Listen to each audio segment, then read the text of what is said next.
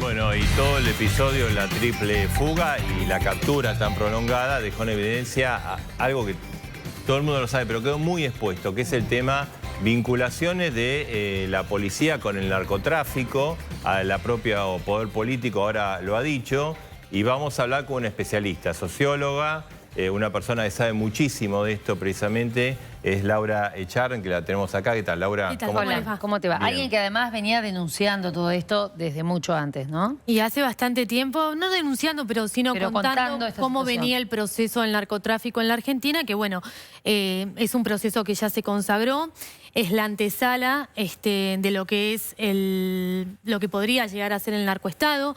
Tenemos que entender que la consagración del narcotráfico tiene que ver con la instalación del flagelo en un país, y ya cuando se produce el narcoestado ya estaríamos hablando de una perforación acabada en todas las esferas y en todas las instituciones, y con un manejo del país prácticamente paralelo por manos de bandas de narcotraficantes, y también para el narcoestado necesitaríamos un cartel local que aún no lo tenemos. Claro, Laura, eso te quería preguntar. Nosotros tenemos la imagen de lo que fue Colombia, ¿no? De lo que es México. Claro. ¿En qué grado está Argentina de esas imágenes? A ver, nosotros tenemos que entender que seguimos en materia narcocriminal todo lo que es la línea mexicana, no la colombiana, porque nuestros eslabones de la cadena narcocriminal coinciden con la de México, que comienza con pandillas, maras, bandas de narcotraficantes, y en el caso de Argentina, por el momento, células internacionales de carteles mexicanos y colombianos que han penetrado en nuestro país, y también de peruanos y de paraguayos. Y tenemos alguna presencia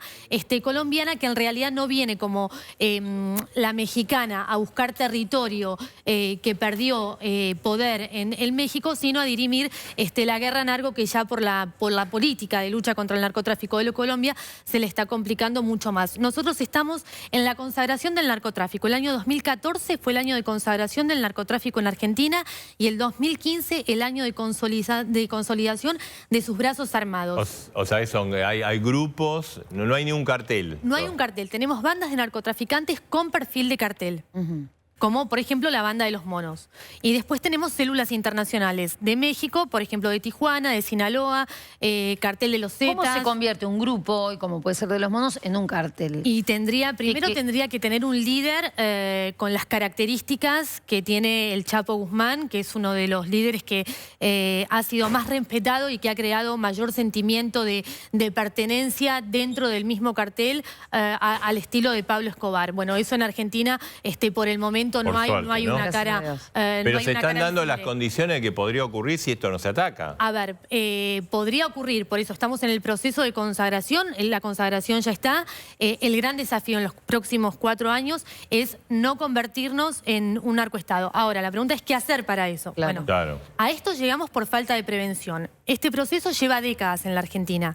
El proceso fue acelerado, es cierto, en los últimos 12 años. El 2008 nos marca un punto de inflexión, porque el triple crimen y la efedrina marcan no solamente la consolidación con México, sino que también la necesidad de crear un mercado interno de drogas de diseño por parte de las bandas locales, para no depender tanto de lo que es el mercado internacional. Eso por un lado.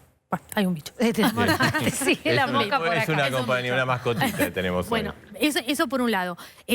A partir del 2010 el proceso es vertiginoso hasta que llega a esta consagración, a la consolidación. ¿Y qué hacer entonces? No hubo prevención en décadas.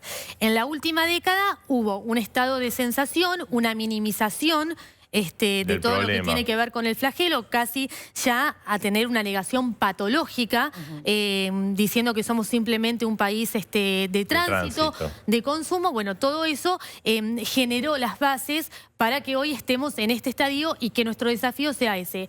¿Qué podemos hacer? Bueno, algo que empezar a no subestimar ninguno de los eslabones y ninguno de los ángulos que tiene el narcotráfico. Es un flagelo macro, es un delito federal, pero no tenemos que subestimar al micromercado de estupefacientes, que es el narcomenudeo. Lo que pasa es que lo que siempre da la sensación es que lo único que se ha atacado hasta ahora es eso, es el narcomenudeo, y nunca se logra ascender un poco más. Ni siquiera han atacado el narcomenudeo. ¿Por qué? Porque hace un tiempo recién sale la ley 23.737, que le permite a las provincias adherirse a la lucha contra el menudeo. Tenemos 24 provincias, solamente 5 están adheridas.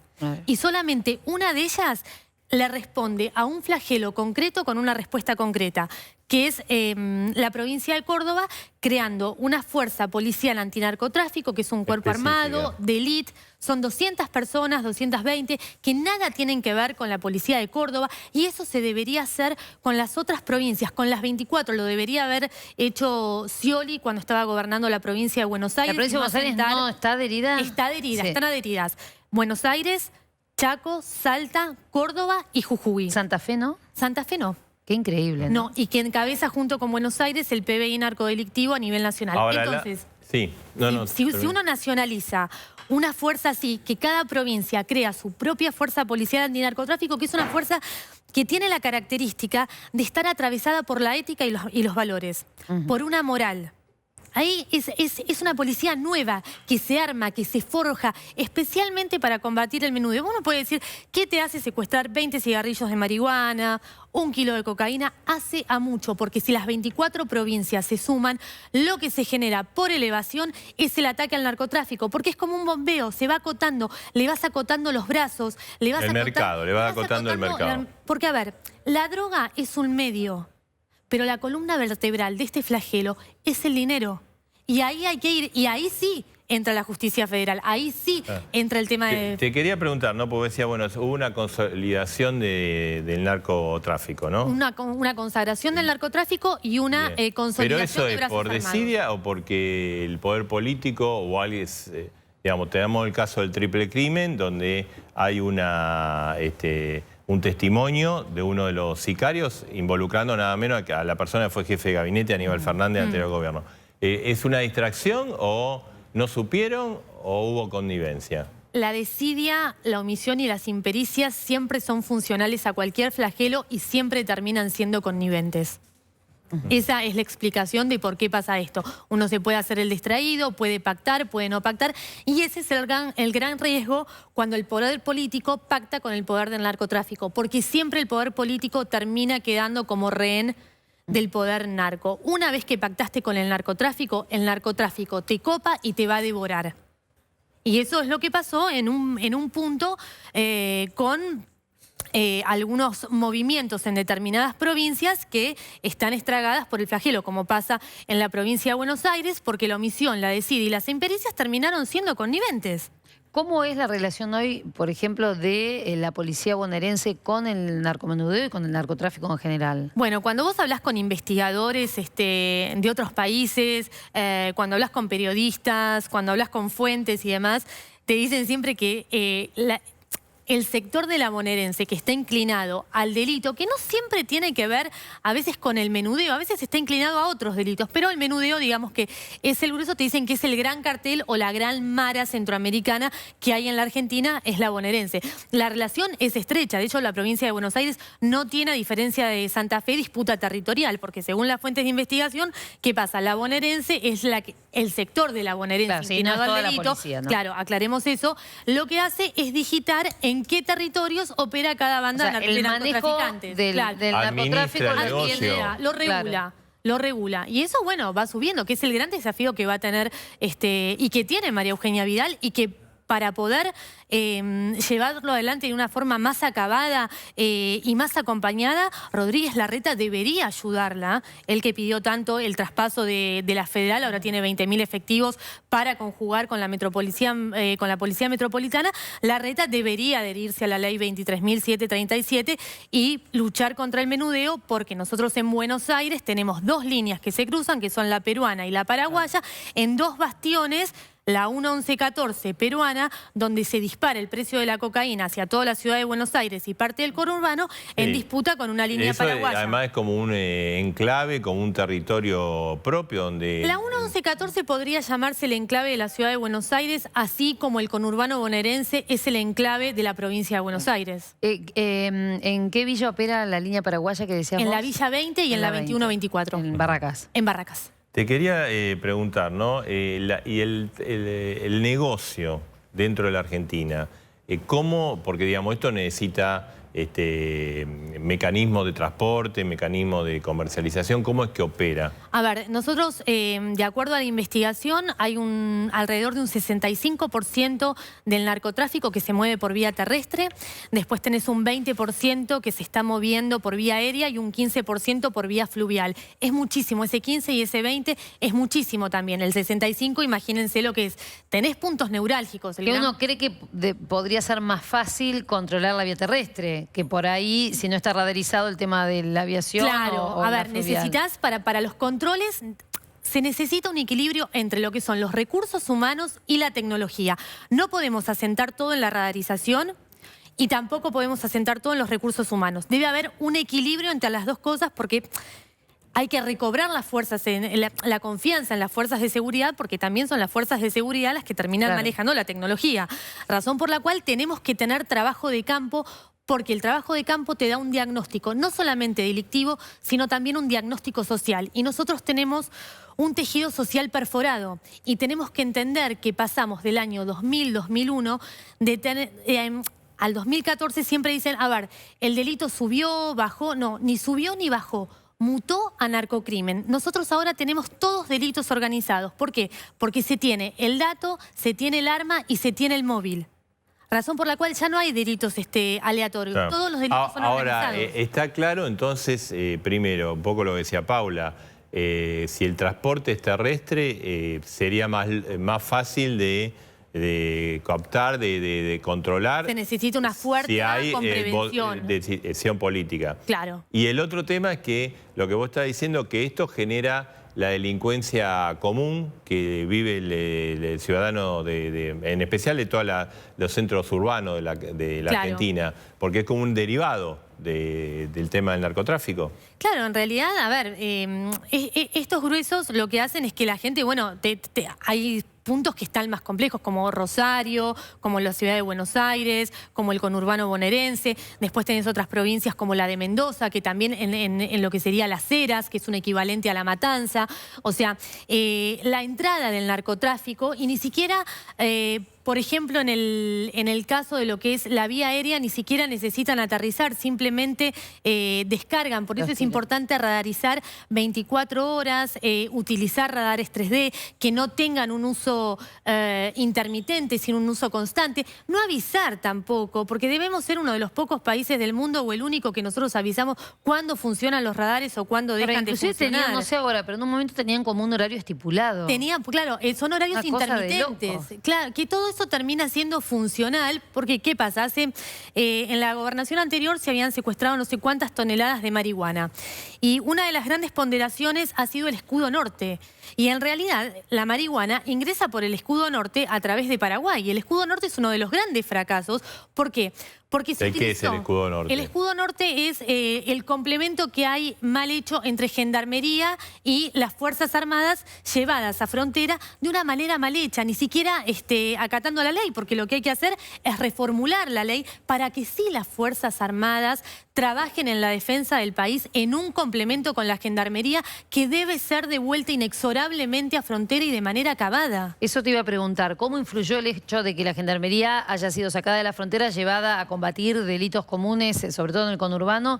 ¿En cuánto influyó en que esto se vaya? No te podría decir un porcentaje, porque tampoco teníamos un plan de seguridad y de avance sobre el narcotráfico, y tampoco un plan preventivo, porque tenemos que entender que prevención es seguridad. Pero claro, ha sido funcional para el narcotráfico en frontera y no ha servido para nada aquí en la ciudad de Buenos Aires, al menos tampoco en Puerta de Hierro o en la San Petersburgo, que es en La Matanza, donde se ha puesto Gendarmería y verdaderamente ahora, no han podido está hacer claro, nada. A ver, que tantos errores, tanta ineficiencia, cuesta creer que sea todo ineficiencia, ¿no? Es connivencia enmascarada de negación. Vos fíjate hoy el audio, desidia. viste, se conoció ese comisario hablando con el faraón como... Bueno, parecía más decente el faraón que el comisario. Bueno, esa es la gran purga que se debe hacer dentro de todas las fuerzas de seguridad. Ahora dicen que las purgas son necesarias, ¿eh? No vas a dejar un comisario que habla con los delincuentes y le dice, acá tenés todo listo, todo. Pero que el problema es que está tan metido que vos haces purgas tras purgas, si no haces un cambio... Hay que hacer un cambio de política y cualitativo, las purgas cualitativo, Sirve para poco. cuantitativo, crear una fuerza especial, reitero, como la que Una se creó suerte en del Santa FBI Fe. sería. No. Una fuerza que sea paralela a la bonaerense, que no se mezclen, así como no se mezcla con la provincia, con la policía de Claro, Córdoba, pero que un no se tipo, mezclen. una DEA, una FBI. A ver, además de esta agencia que se está elaborando de lucha contra el narcotráfico a nivel nacional, que cada provincia colabore, que haya una bajada de línea a nivel nacional, pero que cada provincia también colabore. Eso es fundamental, que creen una policía paralela, pero Ahora, eso ligada también son específic- recursos. Claro, Hoy las policías reciben pocos recursos. pero ¿qué pasa? Son las policías locales. Son policías, hay una ecuación directamente proporcional. A mayor policías locales, mayor delito. Porque tienen 6 meses de preparación y tienen que convivir con la bonaerense. Claro. Entonces vos necesitas una fuerza especial, una fuerza específica, un cuerpo de élite armado, equipado, atravesado por la moral. ¿Qué es lo que se ha creado en Córdoba? Yo los invito a ver el modelo de Córdoba porque realmente es ¿Y interesante. qué pasa en cuanto a la legislación? El otro día hablamos Sí. con Ricardo Canaletti que también hay muchos puntos, hay que ajustarla, decía él, Muchísimo. porque de nada hacemos con tener todo un cuerpo de élite que se ocupe de perseguir el narcotráfico si después llega la justicia y Bueno, allí se... ahí también hay que hacer una reforma. Lo que tendría esta policía y lo que tiene esta fuerza policial antinarcotráfico es que depende del Poder Judicial. Entonces, al depender del Poder Judicial, la celeridad en todos los procesos es mejor. En cuanto a lo federal, tenemos que hablar de que la justicia le tiene que volver a ganar a la impunidad, porque acá te matan los delincuentes y después te vuelve a matar la impunidad, como pasó con el caso Candela.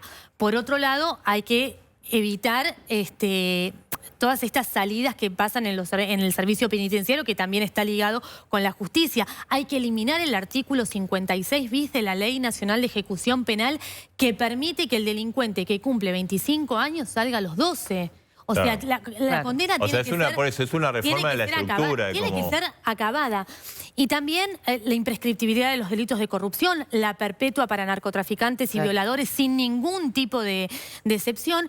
Y algo que quisiera destacar también es revisar el tema de los penales. Porque los hermanos Lanata, primero que no podemos hablar en Argentina de penales de máxima seguridad cuando en su interior hay fuerzas de seguridad inclinadas al delito. Por otro lado, se escapan del penal de General Alvear, Sí. que se encuentra en la provincia que encabeza el PBI narcodelictivo a nivel nacional, y como prófugos eligen el escenario o la falla que aparentemente tuvieron afuera de logística y estructura, los llevan a Santa Fe, que era un territorio conocido que acompaña a la provincia de Buenos Aires en ese PBI. Ahora, van al penal federal de Seiza. ¿Alguien sabe quién está en el penal federal de Seiza? Los líderes del Los narco. líderes de todo. ¿Qué pasa? Dice Eugenio Bursaco que aparentemente los prófugos habrían tenido ayuda del cartel de Sinaloa para, bueno, operar en todo lo que tiene que ver con la fuga y demás, o que habrían trabajado y demás. En el penal federal de Seiza, no sé si ustedes recuerdan que el año está pasado... uno de los jefes de... hay un líder de la Mara 18, es mexicano, que también operaba para el cartel de Sinaloa.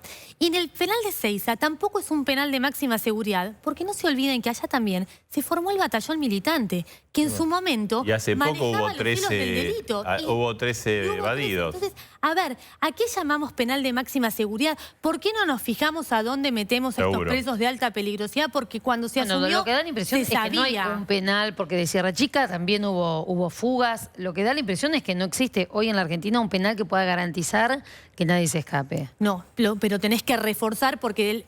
A ver, la gobernación de la provincia de Buenos Aires gana el 25 de octubre. Entonces lo que tenés que hacer es un planeamiento, ver qué escenarios podés tener, y sabías que en el penal de General Alvear tenías 3 delincuentes con todo un trasfondo y un espectro político alrededor bastante complejo. Sí. Entonces es como algo latente, es algo que bombea constantemente. Bueno, Laura, gracias. No, gracias por por favor. tu Gracias reflexión, a muy ustedes. interesante. Laura Echarren, especialista, socióloga en el tema de seguridad.